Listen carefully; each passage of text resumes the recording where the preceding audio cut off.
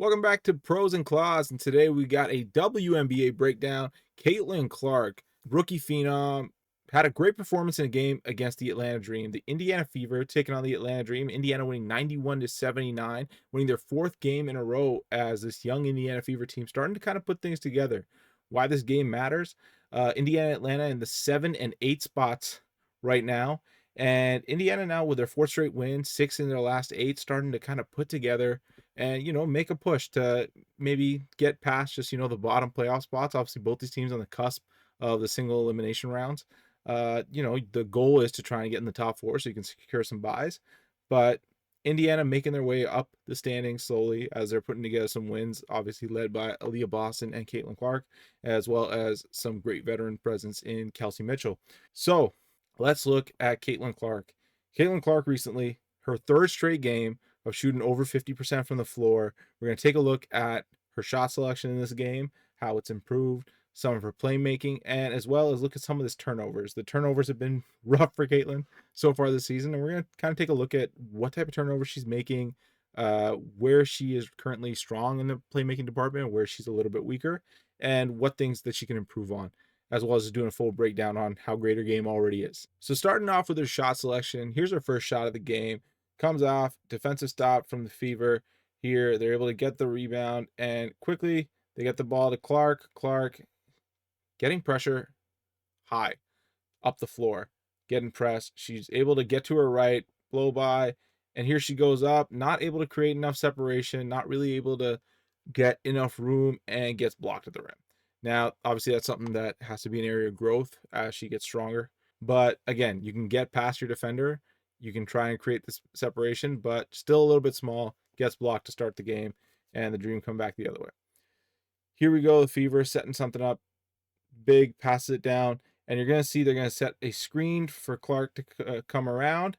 This nice curl, catch, set, shoot, and fire. And this is a great shot for her. So you're getting a catch and shoot look, you're getting your feet set, and instead of having to do all this dribbling, you're getting your other players involved, using your big for a screen, and then getting a shot off. Caitlin Clark, obviously a great quick trigger on her shot. And you're seeing here the defender goes under the screen, gets caught going under, and you can't go under. You go under, it's just too easy a shot. There's no real contest there. You'll see Atlanta somewhat tries to tighten this up as the game goes along, but Caitlin does get free for quite a few of these looks.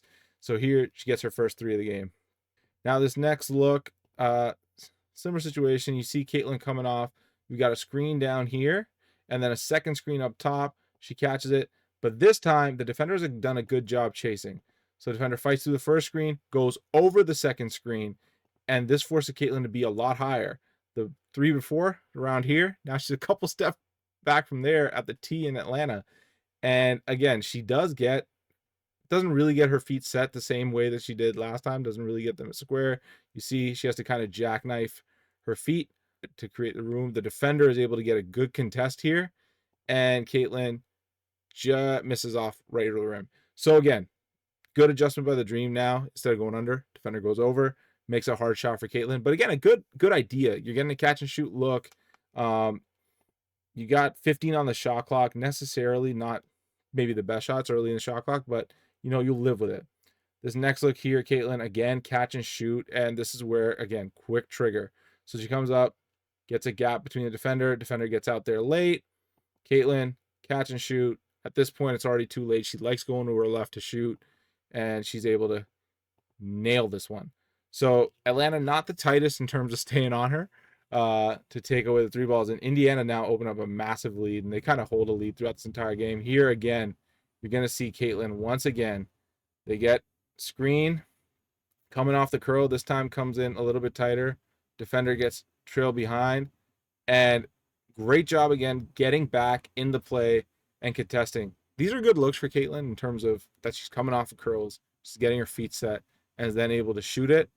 But again, just barely misses this. And this is the danger. Like, really her biggest skill on offense is being constantly mobile and being a quick trigger 3 from anywhere on the floor, right? And that's what kind of opens up your paint when you have defenders forcing to go over these screens over and over again.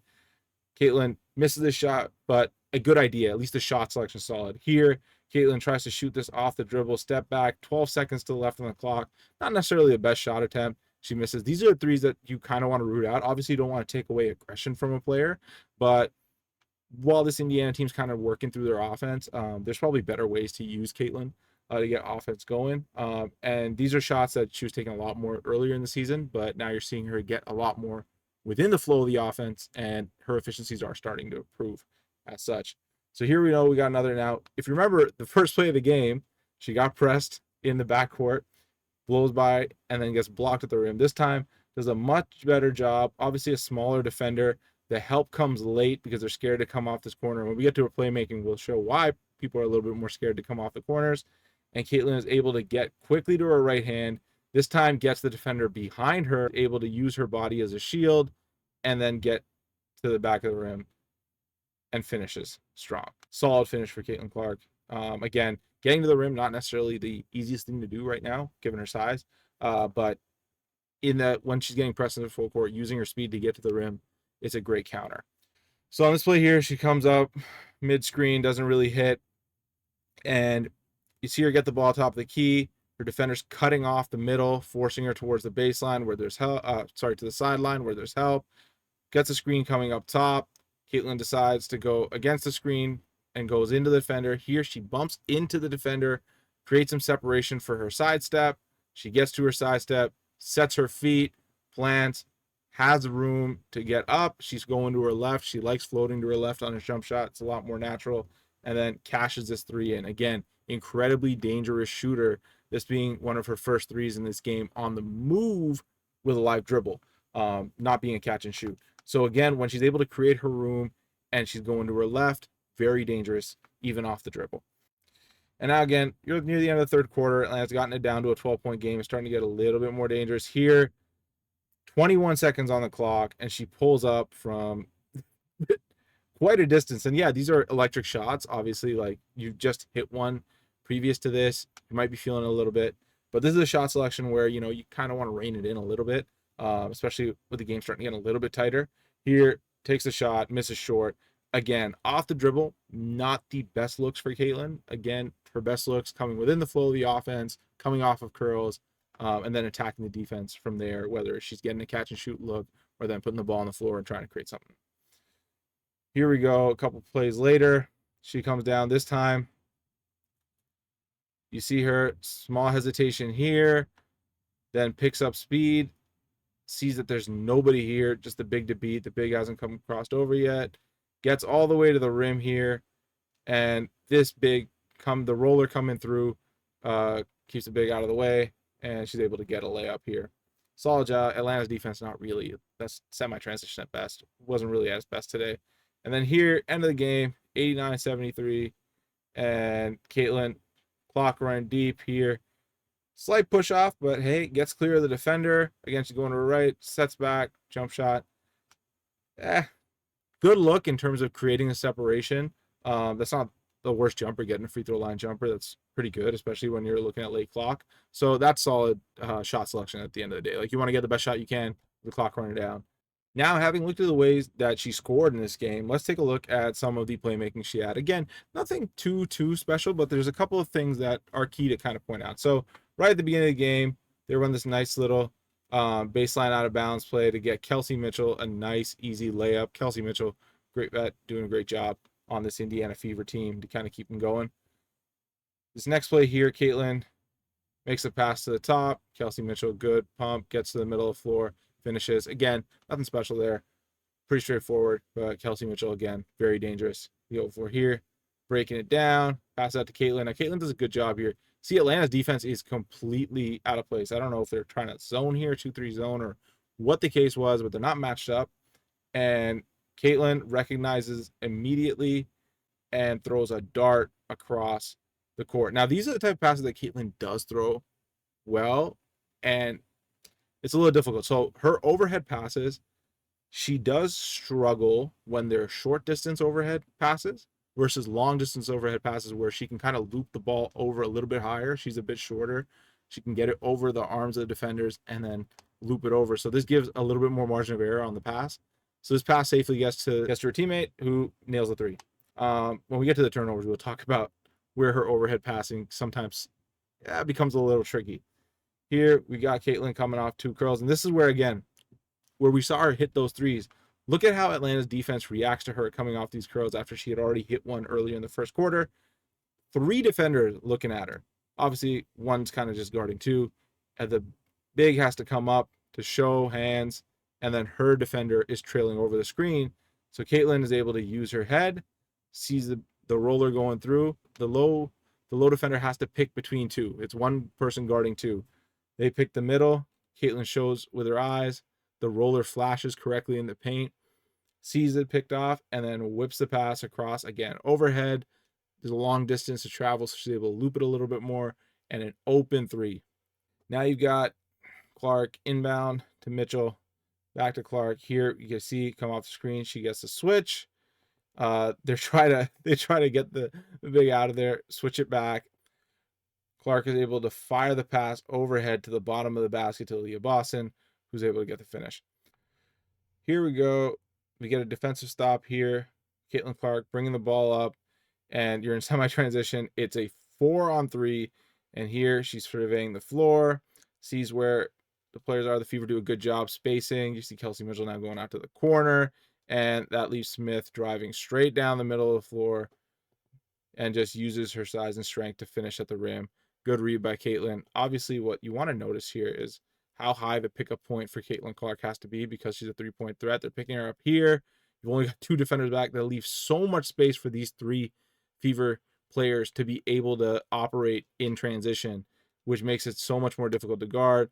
Caitlin, after dragging the defender over, looking this way, able to make a nice bounce pass in motion, requiring her big to not have to put the ball back on the floor, never having to dribble. That's what a point guard needs to do when you're feeding a big the ball in transition. Here, Caitlin comes down again in semi-transition. This time the Dreamer back. They have 4, but they have a bit of a 5-on-4 here. Clark reverses back out after driving a little bit. Again, bounce straight to pass off to the big. Nice little layup. And that's what you want to do. Like, you want to be able to give it to your big who does not have to put the ball back on the floor. Does so again. Again, these are easy transition opportunities, but it's good to see that she's able to convert these. So now let's look at some of the turnovers. And there were a lot of them. 7 turnovers to go with her 7 assists. And you'll see there's kind of a similar theme to all of these. So let's just get into these. So we're in the first quarter, about 4 minutes left here. Caitlin Clark comes down. This is just a handoff that both players botch. Is what it is. Not that big of a deal. Happens. But now we get into the assists that are a little bit more common, a little bit more problematic, and something that, as she matures as a player, as she, gets a little bit more experience under her belt, you kind of want her to root these out. You obviously don't want her to stop being as aggressive a passer as she is, and you want her to continue to be looking for these opportunities. But some of these things need to be a little bit cleaned up. So here we go. We comes off of a screen, tries to sneak a pass in there. It's a good idea, but again, when she comes off the curl, the big hasn't really been properly engaged. If she takes an extra dribble here to keep her defender on and then have to engage this big, that lane kind of opens up a little more, tries to sneak it in early, and there's just not enough room to get that pass off.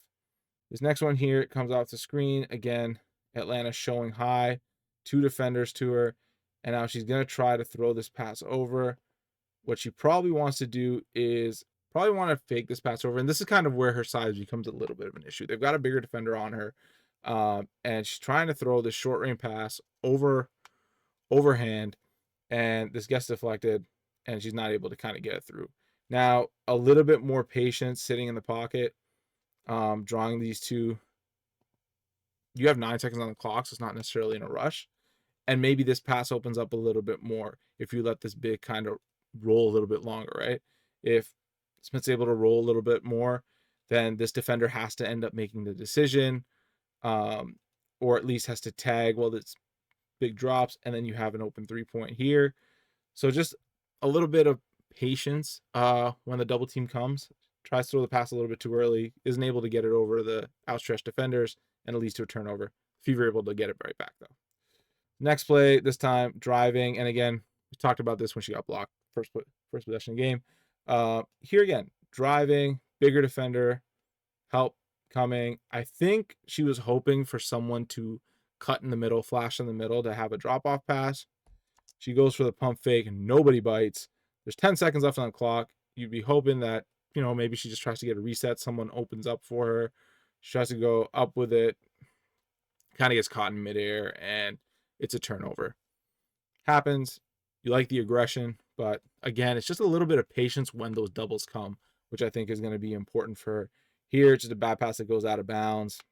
We don't really get a good look at it. Here, again, pressure. So getting pressed against the sideline.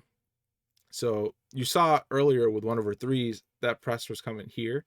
This time she's a lot closer to the sideline where she's got the ball here, gets pressed, ends up losing the ball.